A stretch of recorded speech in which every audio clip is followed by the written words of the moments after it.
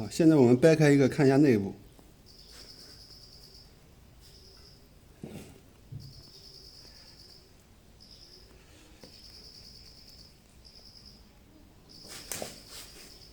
看一下这个包子皮，无论是底部还是上面都是很蓬松的。这个包子如果让你吃的话，我不告诉你是速冻的，你是完全不知道它是速冻的，因为无论从外观还是从口感来说，你都吃不出它是速冻包子。大家好，我是乡村美食节，今天教大家做速冻包子。我们先来看一下一个粉丝给我发的私信，他说他在网上看了一个配方做速冻包子的，他的配方是半干酵母5克。糖5克，小苏打4.5克，豆子8克，泡打粉5克。咱们先不说它这个配方能不能成功的做出速冻包子，即便它能成功的做出速冻包子，它的味道也不会特别好吃，因为添加剂太多了。今天我教大家的方法，只需要用到酵母泡打粉，改良剂可以放可以不放，放了改良剂会比不放改良剂稍微好那么一点点。在我以前卖包子的时候，我做速冻包子是没有放过改良剂的，只是最近才开始尝试放改良剂。几年前我有一个福建的朋友去山东花了8000块钱去学速冻包子，结果回去做不成，就是用的我推荐他的泡打粉来做成功的。我今天教你们的速冻包子，它的核心就在于泡打粉。讲到这里，可能有些网友就不相信了，换一下泡打粉就可以做出速冻包子，你是不是在忽悠我们？大家可以看一下我1年前在别的视频下方发表的评论，当时我就说了，换一下泡打粉可以做出速冻包子。其中有一个网友就这样回复我：你确定换一下泡打粉就可以？很明显他是不相信的。希望今天的视频能被他看到。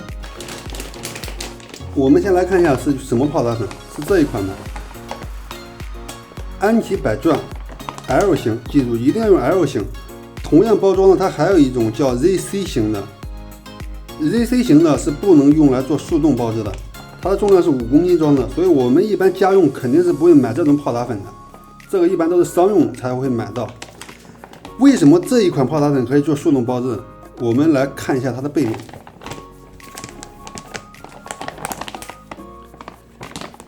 它这里写着适用于各种烘焙食品、发酵面制品、冷冻米面制品，看到了吗？冷冻米面制品，这个才是至关重要的。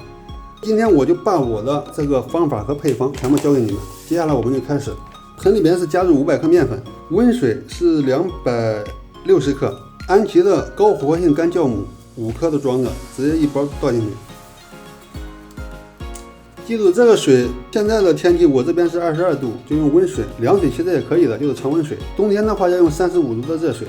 那1斤面粉就放10克泡打粉，它这个泡打粉上面写的用量是0.5%到2%，也就是说100克面粉最多可以放2克，所以我们500克面粉最多可以放10克。我们就按照它的最大用量来添加，因为我们做的是速冻包子。好，我们加到10克，然后放入馒头改良剂，冷冻生胚专用的，记住，它跟这种是不一样的啊，这种是不能用来做速冻包子的，这个是专门用来做速冻包子的，所以不要加错了。如果说家里没有可以不放的，以前我卖包子的时候是没有放这个的，只是放了之后它的效果会好一点。它的最大用量是0.5%到1%，这一个冷冻生胚专用，它里边有保湿效果，如果放多了，包子蒸出来会有一点点发黏，不是很严重，所以我们放的话就放到0.5%，也就是说500克面粉放2.5克。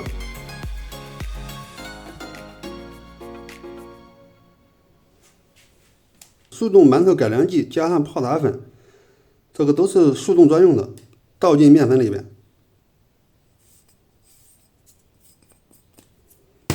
搅拌一下，然后把260克的温水加上这个酵母搅化。冬天的话里面要放白糖，现在秋天20多度可以不用放白糖。这个配方做出的包子，无论是它的外观还是口感，跟我们现做的基本上是没有差别的。好，倒入面粉里面，搅拌成絮状，和成面块。如果你还不会做普通的包子，建议你们去看一下我3月23号发的那期视频。做速冻包子的前提是你要会做普通的包子，如果普通包子都不会做，那你速冻包子更做不好。揉成面块以后，盖上盖子，放在这里进行发酵。发酵时间根据我们当时的温度而定，没有标准时间，大概也就是1个小时左右。好，现在面已经发酵好了，我们接下来开始揉面或者压面。我今天还是选择用压面机压面。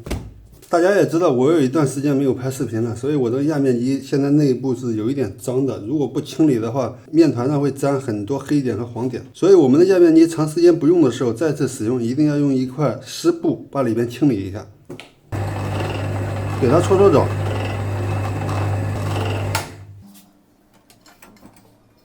清理干净以后，开始压面。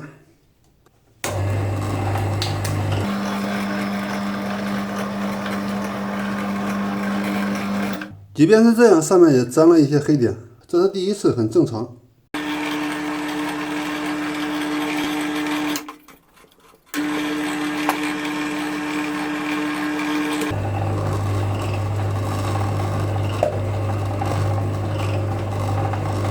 好，面压成这种摸上去软软黏黏的感觉就可以了，即使表面不是很光滑也没事，等会儿我们在出剂的时候一搓就光滑了。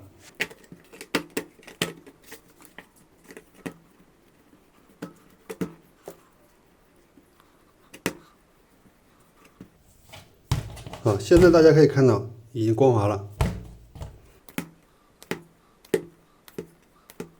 我们做速冻包子的话，我建议是使用油案，也就是说在案板上抹油来擀皮，这样做出的包子会更加的光滑。包子皮表面有油，它在冷冻的时候不容易失水。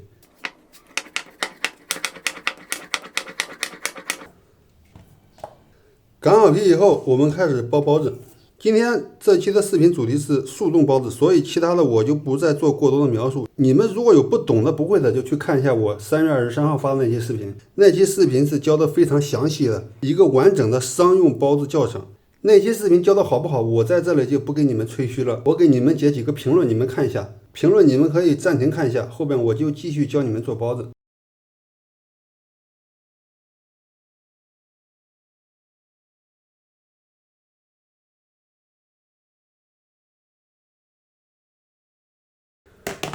把我们包好的包子放在一个托盘里边，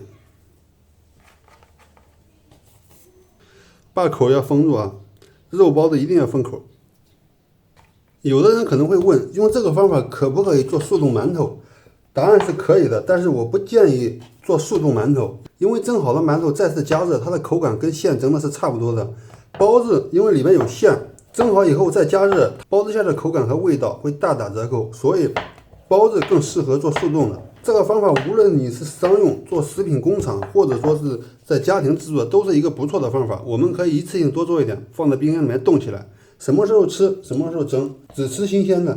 但是这个速冻包子不适合做韭菜馅的，因为韭菜馅冻过以后会冻伤，在蒸好以后，韭菜馅的口感就不如新鲜的好吃。所以韭菜鸡蛋馅的这类青菜馅的，我建议是现做。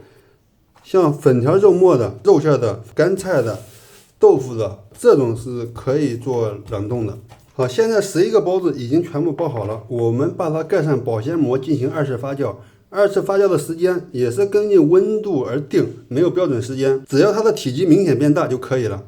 这里我们需要注意的是，我们在用保鲜膜封口的时候一定要密封，不能漏空气。我们可以将这个托盘的边上抹一点水，让保鲜膜粘得更加的牢固。我这个托盘不是专门用来蒸包子的，它是做饺子的，所以它是有点矮的。现在这个保鲜膜包上去，它会压到这个包子的顶部，尤其等会儿它2次发酵变大以后，所以这个包子在2次发酵好以后，它的形状可能没有这么好看。如果你们是商用，或者是你们做的话，可以买一个专用高一点的托盘来专门来冷冻包子。好，现在我们就让它在这里进行2次发酵。一般2次发酵好的包子，我之前都是教大家用手去触摸，摸上去软绵绵的，体积变大就是发酵好了。今天呢，因为盖上保鲜膜了，等会儿我们摸的话，可能手感就没有那么明显了，我们只观察它的体积就可以了。包子现在已经2次发酵好了，现在把它拿去冰箱冷冻。这个冰箱呢，就是我们家用的冰箱。这个是我做的速冻油条生胚，想学习的关注我，我后面会教。把包子放进来。现在我的冰箱是温度调到是最高档，也就是温度是最低的。但是即便是这样，我们的包子放在冰箱里边，它2个小时可能还无法冻硬，你用手干的还是软的。所以我们的包子在2次发酵的时候，不能让它发酵的太好，放在冰箱里边1到2个小时还会继续慢慢的发酵，可能就会发过。所以我们在做速冻包子的时候，2次发酵不能发酵太好。然后就是冰箱温度，冰箱温度越低，它冻得越快，包子就会越白；它冻得越慢，包子的颜色就越容易发黄。好，现在冻起来，我们明天再开始蒸。现在是早上8点多，刚好我要做早餐吃了。我们的包子也冻硬了。那我今天，因为我家现在就2个人，我就蒸6个包子就可以了，剩下的就等到明天再蒸。冻得非常硬了，现在我们把它装到蒸笼里边。